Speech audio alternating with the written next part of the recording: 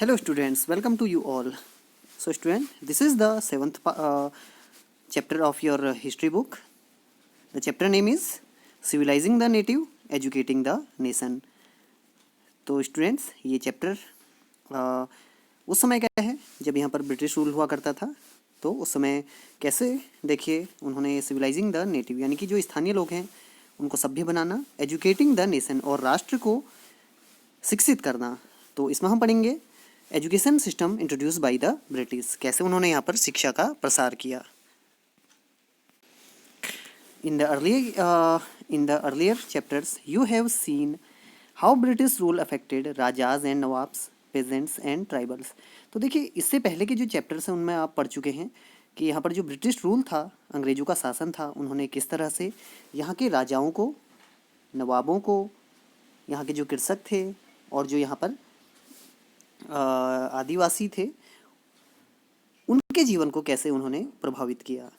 So you have studied in the previous chapter, आप पढ़ चुके हैं। In this chapter we will try and understand what implication it had for the lifes of students. तो इस chapter में आप पढ़ेंगे कि यहाँ पर जो ब्रिटिश रूल था उसमें जो छात्र थे उनके जीवन पर क्या प्रभाव पड़ा। For the British in India wanted not only territorial conquest and control over revenues, they also felt that they had a cultural mission.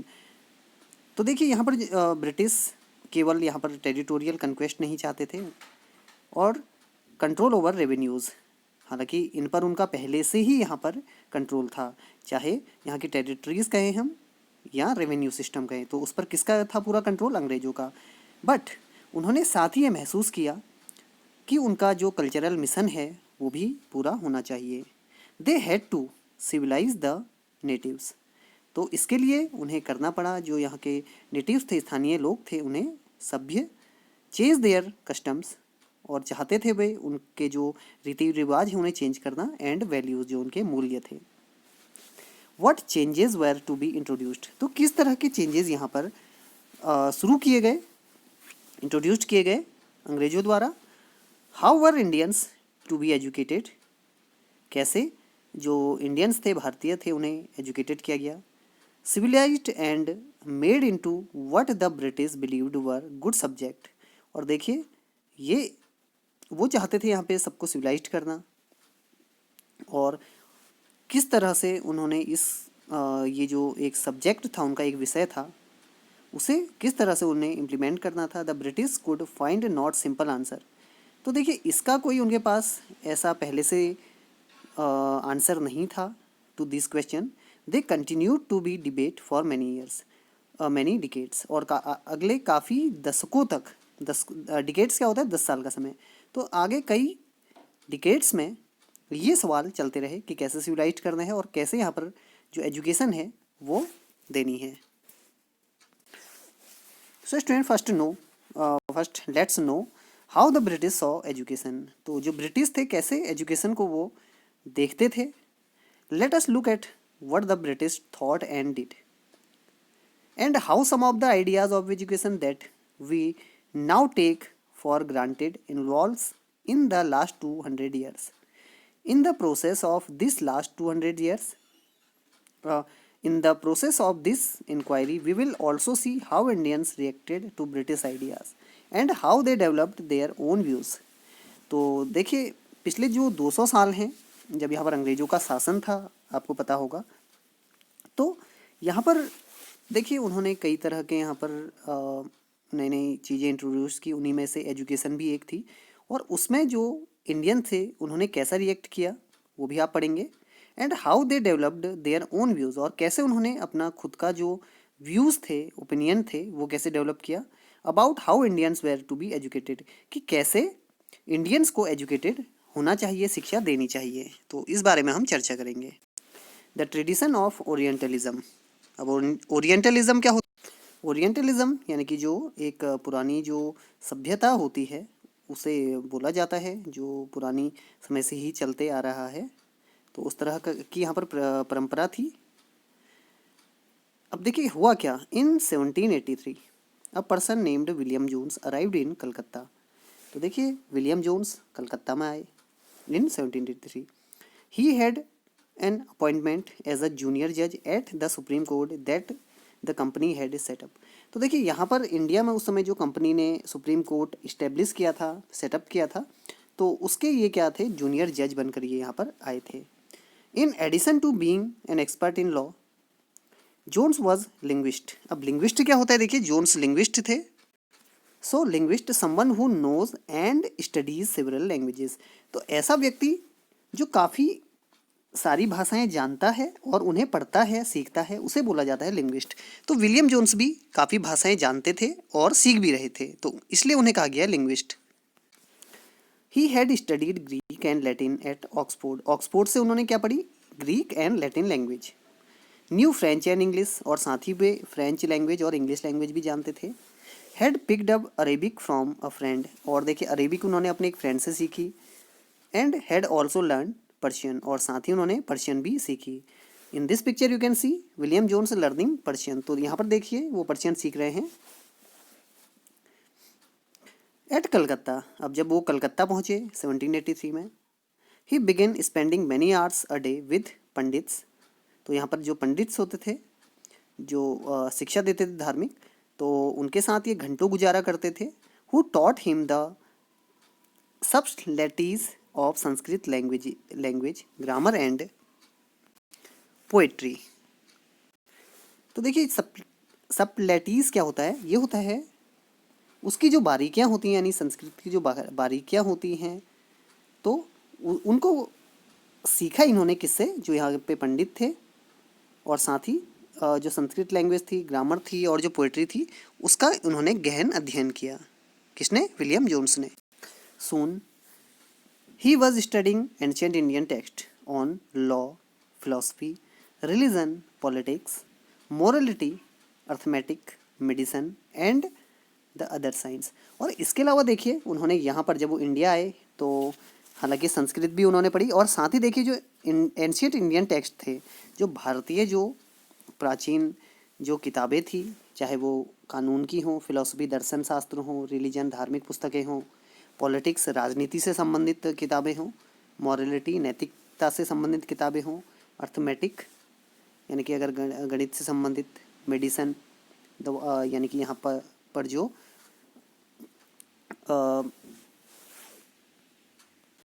एक आयुर्वेद से संबंधित जो किताबें थी वो पढ़ी उन्होंने. एंड द अदर साइंस और साइंसेज, और इसके अलावा अन्य विज्ञान की किताबें उन्होंने पढ़ी. जोन्स डिस्कवर्ड दैट, और देखिए उन्होंने क्या यहाँ पर खोज की. Jones discovered that his interest were shared by many British officials living in Calcutta at the time. और देखिए जो भी उन्होंने यहाँ पर चीज़ें सीखी, वो उन्होंने अपने साथ के जो ऑफिशियल थे कलकत्ता में, उनके साथ शेयर की. Englishman like Henry Thomas, Colebrooke and Nathaniel Halhed were also busy discovering the ancient Indian heritage, mastering Indian languages and translating Sanskrit and Persian word into English. तो देखिए इनके जो साथ थे जो ब्रिटिश यानी कि इंग्लिश मैन थे, जैसे हेनरी थॉमस, कोलब्रुक एंड नेथनील हॉलहेड. तो देखिए ये लोग भी क्या कर रहे थे, ये लोग भी यहाँ पर जो किताबें थी, यानी जो इंडियन एंशियंट बुक्स थी, उन्हें पढ़ रहे थे, और कई तरह के जो वर्क थे, बुक्स थी, उन्हें ट्रांसलेट भी कर रहे थे. जैसे संस्कृत और जो पर्शियन वर्क था उसे इंग्लिश में ट्रांसलेट कर रहे थे. टुगेदर विद देम, और इन्हीं के साथ देखिए Jones set up a Asiatic Society of Bengal. This is very important, you need to know. जो विलियम जोन्स थे उन्होंने किसकी स्थापना की, Asiatic Society of Bengal, and started a journal called Asiatic researches.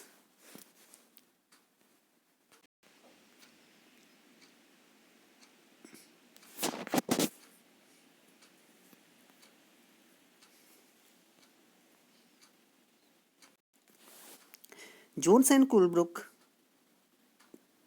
came to represent a particular attitude towards India.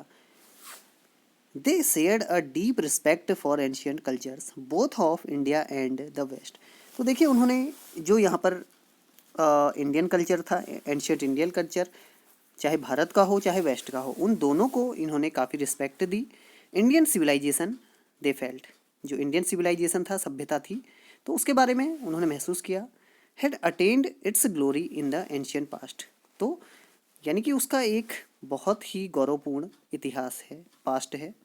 But had subsequently declined, लेकिन समय के साथ ये क्या हो चुका है, इसका पतन हो चुका है। In order to understand India it was necessary to discover the sacred and legal texts that were produced in the ancient period.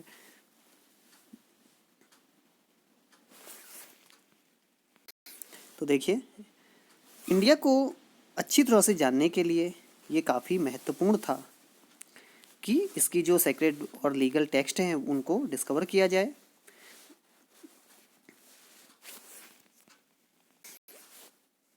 For only those texts could reveal the real ideas and laws of the Hindus and Muslims, and only a new study of these texts could form the basis of future development in India। और इसी से क्या हो सकता है, जो ये loss की और जो लीगल बुक्स हैं, इससे क्या हो सकता है, आगे डेवलपमेंट हो सकता है इंडिया का, जब इन्हें दोबारा रिप्रोड्यूस किया जाए और इसका प्रचार किया जाए। So Jones and Colebrooke went about discovering ancient text. तो देखिए इसीलिए जो जो जो विलियम जोन्स थे और कोलब्रुक थे, तो उन्होंने डिस्कवरी शुरू कर दी एंशियंट इंडियन टेक्स्ट की। अंडरस्टैंडिंग देयर मीनिंग, उनके मीनिंग इन्होंने समझने की कोशिश की। ट्रांसलेटिंग देम, और इनका क्या किया, उन्होंने अनुवाद किया, ट्रांसलेट किया। And making their finding known to others, और जो भी इन्हें वहाँ से जानकारी मिली तो उन्होंने इसे क्या किया, दूसरों को बताया। This project they believed would not only help the British learn from Indian culture, but it would also help Indians discover their own heritage and understand the lost glories of their past। तो देखिए उनका ही मानना था कि उनका ये जो योजना थी, उनका जो ये प्रोजेक्ट था, अगर ये सफल हुआ तो जो इंडियन जो ब्रिटिश हैं, एक तो उन्हें इंडिया का जो एक कल्चर था, प्राचीन कल्चर, उसके बारे में बहुत अच्छी जानकारी मिलेगी, और साथ ही जो इंडियन एक इनका हेरिटेज था, इनकी जो ग्लोरी थी पहले, वो दोबारा उसे स्थापित किया जा सकता है। In this process of British would became the guardians of Indian culture as well as its master. और देखिए इस तरह जो ब्रिटिश थे, क्योंकि वो प्राचीन भारतीय साहित्य की खोज कर रहे थे और उसे दोबारा पुनर्स्थापित करने की कोशिश कर रहे थे, तो उन्हें कहा गया है गार्जियन ऑफ इंडियन कल्चर, यानी उसके एक अभिभावक के रूप में, एज वेल और साथ ही उसके मास्टर के रूप में। इन्फ्लुएंस बाय सच आइडियाज, और इसी से प्रभावित होकर many company officials urged that the British ought to promote Indian rather than western learning. तो देखिए जो इनके जो विचार थे, प्राचीन जो विचार किताबें थी, उन्हें दोबारा से क्या किया जाए, इंट्रोड्यूस किया जाए। तो काफ़ी जो कंपनी के ऑफिशियल्स थे, ब्रिटिश ईस्ट इंडिया कंपनी के ऑफिशियल्स, तो उन्होंने कहा कि यहाँ पर इंडिया में जो इंडियन जो एजुकेशन सिस्टम है वो चलना चाहिए, रेदर देन वेस्टर्न लर्निंग। किसके स्थान पर, western learning. They felt that institutions should be set up to encourage the study of Indian ancient Indian text. उनका ही मानना था, जो कंपनी ऑफिशियल थे, कि इंडिया में क्या होनी चाहिए, जो एंशियंट इंडियन टेक्स्ट हैं, भारतीय जो प्राचीन किताबें हैं, उनको पढ़ाना चाहिए। And teach Sanskrit and Persian literature and poetry, और इंडिया में क्या पढ़ाना चाहिए यहाँ के लोगों को, Sanskrit and Persian literature and poetry, जो उसका साहित्य है, एक संस्कृत और जो पर्शियन यानी जो फारसी साहित्य है और जो कविताएं हैं, उन्हें पढ़ाना चाहिए, न कि वेस्टर्न लर्निंग, न कि जो पश्चिमी सभ्यता की किताबें हैं उन्हें पढ़ाना चाहिए। और to be taught what they were already familiar with, और देखिए इसके साथ वे फेमिलियर भी थे। And what they valued and treasured, not subject the were alien to them, और उन्हें ऐसे सब्जेक्ट्स नहीं पढ़ाने चाहिए जैसे वेस्टर्न एजुकेशन में होते हैं, इंग्लिश, साइंस, ये चीज़ें, जिसके लिए वो क्या है, एलियन, यानी कि एक अपरिचित हैं जिससे वो। ओनली देन, और तभी, they believed could the British hope to win a place of hearts of the natives. और देखिए इस तरह वो मानते थे कंपनी ऑफिशियल्स कि इस तरह अगर यहाँ पर इंडिया एंशियंट इंडियन टेक्स्ट को हम बढ़ावा दें, यहाँ के लोगों को दोबारा इन्हें पढ़ाएं, संस्कृत और पर्शियन लिटरेचर एंड पोइट्री, तो इससे क्या होगा, हम उनके दिल में जगह बना सकते हैं, यानी कि हम उनका विश्वास जीत सकते हैं, जो यहाँ के नेटिव्स हैं, यहाँ के देसी लोग, स्थानीय लोग हैं। Only then they can alien ruler expect to be represented by their subjects. और साथ ही कि यहाँ के जो रूलर्स हैं वो भी उनके रिस्पेक्ट देंगे। So students, I hope you understood about orientalism. देखिए ओरिएंटलिज्म क्या होता है, यानी कि जो प्राचीन एंशियंट टेक्स्ट था, यानी कि जो प्राचीन भारतीय किताबें थी, उन्हीं को दोबारा यहाँ पर शुरू करना। वो किस में थी, आपकी संस्कृत और पर्शियन लैंग्वेजेस में। इसी को कहा गया है ओरिएंटलिज्म। और देखिए इसी पर उन्होंने आगे कार्य किया। क्या किया, with this object in view of madrasa was set up in Calcutta in 1781। अब देखिए मद्रसा शुरू किया गया जहाँ पे पर्शियन लैंग्वेज की शिक्षा देनी थी। कहाँ पर शुरू किया गया, कलकत्ता में in 1781, to promote the study of Arabic, Persian and Islamic laws and the Hindu College. अब देखिए हिंदुओं के लिए भी कुछ शुरू करना था। The Hindu College was established in Banaras in 1791। एक बनारस में हिंदू कॉलेज भी सेटअप किया गया, to encourage the study of ancient Sanskrit text that would be useful for the administration of the country. तो देखिए यहाँ पर फॉर द मुस्लिम्स मदरसा सेटअप किया गया, for the Hindus Hindu College set up किया गया यहाँ पर। और मदरसा में क्या सिखाया, कौन सी लैंग्वेज में होती थी स्टडी, अरेबिक की, पर्शियन एंड इस्लामिक लॉ। और यहाँ पर आपका संस्कृत टेक्स्ट चलता था हिंदू कॉलेज में। So through this way they encourage ancient Indian literature and poetry here. तो इस तरह उन्होंने यहाँ पर एंशियंट टेक्स्ट को दोबारा शुरू किया और उसका प्रचार प्रसार शुरू किया, तभी वो कहलाए orientalism. So student, here you can see in this picture, figure 3, monument to Warren Hastings. देखिए जो आपके गवर्नर जनरल थे यहाँ पे, वॉरेन हेस्टिंग्स, उनकी आप देख सकते हैं यहाँ पर मॉन्यूमेंट, यहाँ पर स्टैचू देख सकते हैं, by Richard Westmacott 1830, now in Victoria Memorial in Calcutta. देखिए विक्टोरिया मेमोरियल है ये अभी कलकत्ता में, वहाँ पर ये लगी हुई है। सो व्हाट इट रिप्रेजेंट्स, क्या रिप्रेजेंट करती है, this way represents how orientalist thought of British power in India. कि जो ओरिएंटलिस्ट थे, प्राचीवादी थे, प्राचीन जो साहित्य और लिटरेचर चलाना चाहते थे यहाँ पर, तो वो कैसे देखते थे ब्रिटिश पावर को इंडिया में। यू विल नोटिस दैट, अगर आप यहाँ पर ध्यान से देखें, the Majestic figure of Hastings, तो हेस्टिंग्स की आप भव्य प्रतिमा यहाँ पर देख सकते हैं ऊपर, and enthusiastic supporter of the orientalist. तो काफ़ी ये कट्टर समर्थक थे ओरिएंटलिस्ट के, जो प्राचीनवादी थे, प्राच्यवादी थे। In placed between the standing figure, और जहाँ पर ये देखिए इनकी मूर्ति है, figure of a pandit on one side and a seated munshi on the other side. एक तरफ आप देख सकते हैं एक पंडित हैं जो खड़े हैं, एंड एक मुंशी हैं जो बैठे हुए हैं। Hastings and other orientalists needed Indian scholars to teach them the vernacular languages. Vernacular क्या होती हैं, जो यहाँ की स्थानीय भाषाएं होती हैं। Tell them about local customs and laws. तो उन्होंने क्या किया, यहाँ पर वर्नाकुलर लैंग्वेज में शिक्षा देनी शुरू की, और जो लोग थे उन्हें उनके कस्टम्स, जो उनके रीति रिवाज थे और जो कानून थे वो सिखाए। And help them translate and interpret ancient text, और उन्हें प्राचीन जो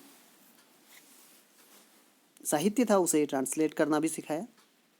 Hastings took the initiatives to set up the Calcutta madrasa. देखिए जो कलकत्ता मदरसा अभी आपने पढ़ा था, सेटअप किया गया कलकत्ता में, तो उसमें इन्होंने ही इनिशिएटिव लिया उसको सेटअप करने में, एंड बिलीव्ड दैट, और साथ ही ये बिलीव करते थे, ये मानते थे, the ancient customs of country and oriental language और to be the basis of British rule in India, कि जो यहाँ पर हम ये शिक्षा चला रहे हैं और जो हम ये रीति रिवाज शुरू कर रहे हैं इनके प्राचीन इंडियंस के, तो उससे क्या होगा, जो ब्रिटिश है उनका भारत में और भी जो रूल है, जो उनका राज्य है, वो और भी ज़्यादा उसे आधार मिलेगा. So students, I hope you understood it well. So student, did all the Britishers they were favor in the Oriental studies, Oriental education? So we will continue this topic in the next video. This video ends here. I hope you understood it well. So thanks for watching.